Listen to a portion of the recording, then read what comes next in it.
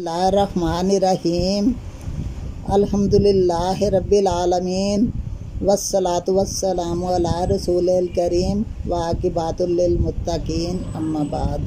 अस्सलामु अलैकुम मेरे प्यारे नाज़रीन, मैं मिसेस इकबाल इंशाल्लाह बिल्कुल ठीक ठाक होंगे। मैं बिल्कुल ठीक ठाक हूँ और आज आपके लिए मैं बयान लेके आई हूँ सूरत मुज़म्मिल का तर्जुमा। बिस्मिल्लाहिर्रहमानिर्रहीम का जो दादा तर्जुमा है, जो हम बिस्मिल्लाह पढ़ते हैं ना, तो उसके हम तो कुरान पाक की तलावत करते हैं और अरबी में कुरान पाक लिखा होता है और हम अरबी में पढ़कर उसके मतलब और मकसद का हमें पता ही नहीं होता, इल्म ही नहीं होता कि हम क्या पढ़ रहे हैं या क्या नहीं पढ़ रहे। तो अल्लाह के नाम से शुरू, जो बहुत मेहरबान रहमत वाला है। ऐ जुर्मट मारने वालों, रात में क़याम फरमा सवाए कुछ रात के, आधी रात या उससे कुछ कम करो या उस पर कुछ बढ़ाओ और कुरान खूब ठहर ठहर कर पढ़ो। बेशक अनकरीब हम तुम पर एक भारी बात डालेंगे। बेशक रात का उठना वो ज़्यादा दबाव डालता है और बात खूब सीधी निकलती है।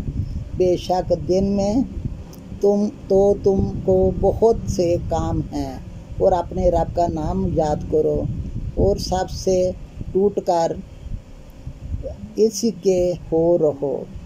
वो पूरब का रब और पश्चिम का रब, इसके सिवा कोई महबूद नहीं, तो तुम इसको अपना कारसाज बनाओ और काफिरों की बातों पर सब्र फरमाओ और उन्हें अच्छी तरह छोड़ दो और मुझ पर छोड़ो और इन जुटलाने वाले मालदारों और उन्हें थोड़ी मोहलत दो।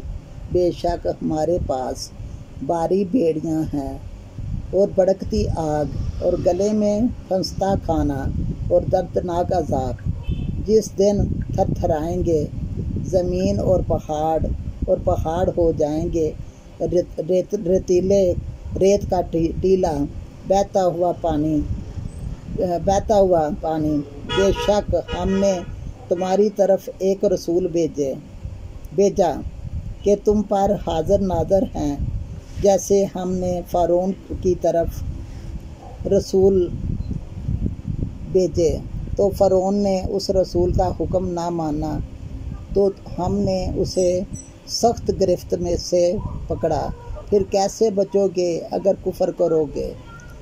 उस दिन जो बच्चों को बूढ़ा कर देगा, आसमान उसके सदमे से हट जाएगा। अल्लाह का वादा होकर रहना, बेशक ये नसीहत है, तो जो चाहे अपने रब की तरफ राह ले ले। बेशक तुम्हारा रब जानता है कि तुम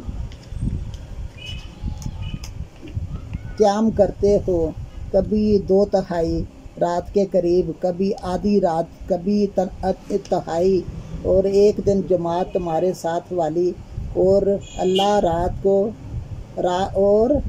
अल्लाह रात और दिन का अंदाज़ा फरमाता है। उसे मालूम है कि मुसलमानों तुमसे रात का शुमार ना हो सकेगा, तो उसने अपनी मोहर से तुम पर रजू फरमाई। अब तो कुरान में से जितना तुम पर एहसान हो उतना पढ़ लो। उसे मालूम है कि अनकरीब कुछ तुम में से बीमार होंगे और कुछ ज़मीन में सफ़र करेंगे अल्लाह का फजल तलाश करने, और कुछ अल्लाह की राह में लड़ते हुए होंगे। तो जितना कुरान मुयस्सर हो पढ़ो और नमाज कायम रखो और ज़कात दो और अल्लाह को अच्छा कर्ज दो, और अपने लिए जो भलाई आगे भेजोगे उसे अल्लाह के पास बेहतर और बड़े सवाब के पाओगे। और अल्लाह से बख्शिश मांगो, बेशक अल्लाह बख्शने वाला मेहरबान है। माशाल्लाह माशाल्लाह, सुभान अल्लाह।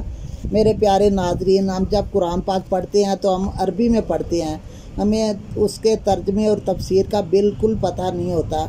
वो अरबी में पढ़ा, चलो जी हमने कुरान पाक पढ़ लिया, हमने सूरत पढ़ ली, फ़लाँ सूरत पढ़ ली, फ़लाँ सूरत पढ़ ली, मगर उसके मतलब और मकसद का पता नहीं होता। अगर हम तर्जमे के साथ कुरान पाक को पढ़ेंगे या तफसीर के साथ हम कुरान पाक को पढ़ेंगे तो हमें उसके मकसद और मतलब का पता होगा। मेरा सूरत मुज़म्मल का तर्जमा पढ़ने का मकसद और मतलब यही है कि मेरे प्यारे नाज़रीन खुद भी अमल करें और अपने बच्चों से भी अमल करवाएं और मुझे दुआओं में याद रखें और मेरी वीडियो को पूरा सुना करें और देखा करें। आप ना तो मेरी वीडियो को पूरा सुनते हैं, सिर्फ देखते हैं और कमेंट करके चले जाते हैं। अगर आप ये दीन की बातें सुनेंगे, आपकी दुनिया भी अच्छी होगी और आपकी आखिरत भी अच्छी होगी। ये आपकी बहन का वादा है। आप नमाज कायम करो, कुरान को बाकायदगी से पढ़ो। ज़रूरी नहीं कि बहुत ज़्यादा आपने 1 सिपारा पढ़ना, 2 पढ़ने, 3 पढ़ने।